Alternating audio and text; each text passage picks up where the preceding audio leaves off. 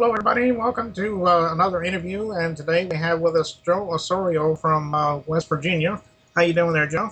Hi, how are you? Oh, doing pretty good. I'm glad you can make it on Ben TV.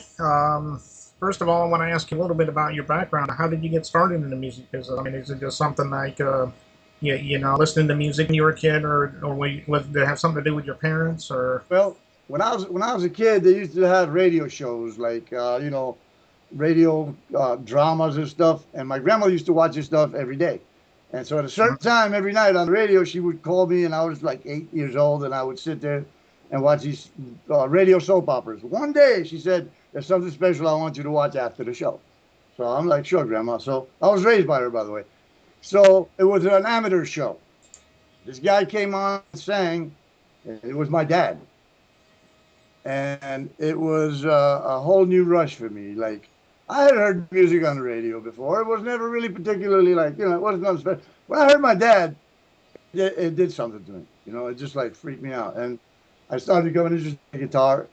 And then later on, I played drums, like war drums at school, like parade drums and stuff like that. And then when the whole, well, I guess, well, a little before the British invasion, you know, Roy Orbison and people like that, I started listening to that stuff. And of course, the Beatles and the Stones and all that, and Elvis. And I started noticing all this stuff has something, something in common. There's a common thread running through all this stuff. And I couldn't put my finger on it. I was a kid. I didn't know from nothing, really. But then, little by little, after years of listening and making comparisons and then finding out where it came from, I discovered the blues. And I've just never been the same since, dude. Since then, it's been like beyond passion, beyond obsession, I was the kind of guy. I came home from the military. I was in the military in '70. I came home on my first weekend pass, and I had a girlfriend who was the hairdresser for my band, who was gorgeous, by the way. And I Mhm. hadn't seen her in 5 weeks, so she got all dressed up in this really sexy thing and nice hair.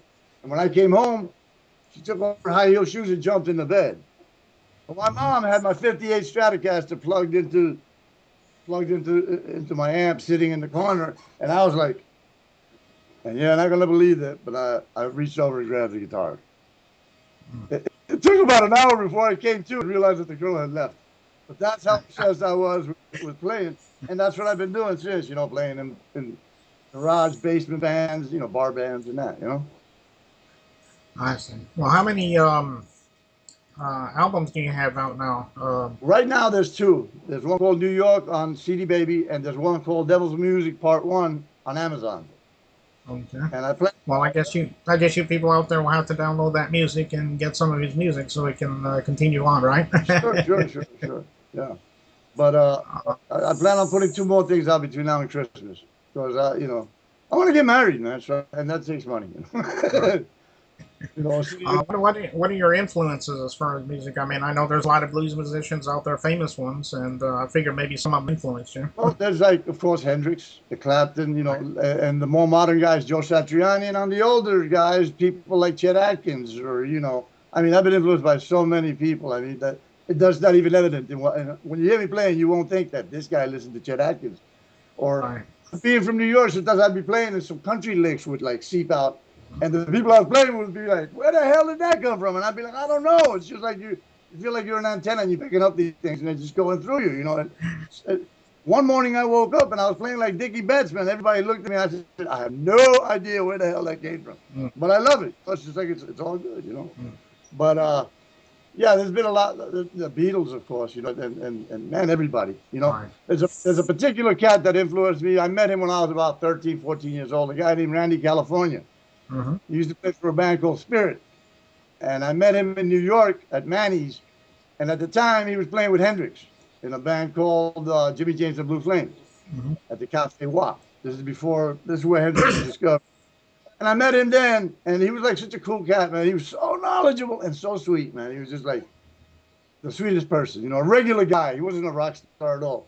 Right. Then he went on to play with Spirit, which became in the States. It was a huge band at one time. I mean, they were big enough where Zeppelin, they had Zeppelin open for them. So Right. that says something.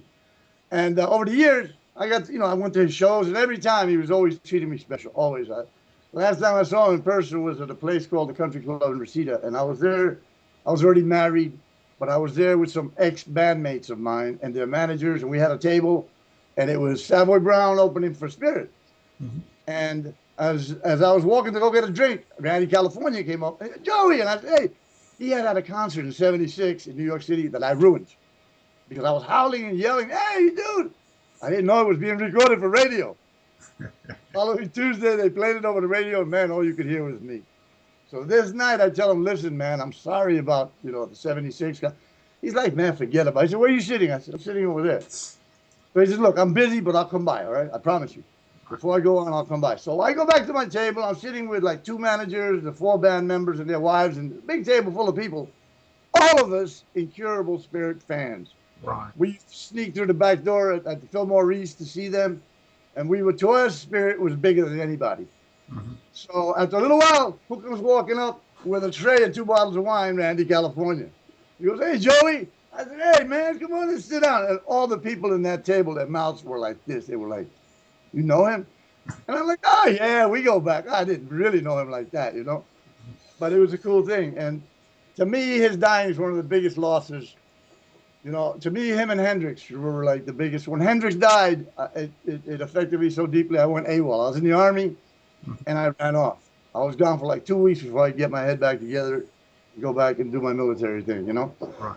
And when I found out about Randy California's death, it was devastating, especially, the way he died saving his son, His son was drowning, and he pulled him out of the riptide, and then, but he's one of the most fantastic guitar players. Well, I guess that's about all the questions I really have for you, Joe, and I appreciate you coming on. And you're welcome to come back anytime if you have something new you want to plug, like a new CD or something.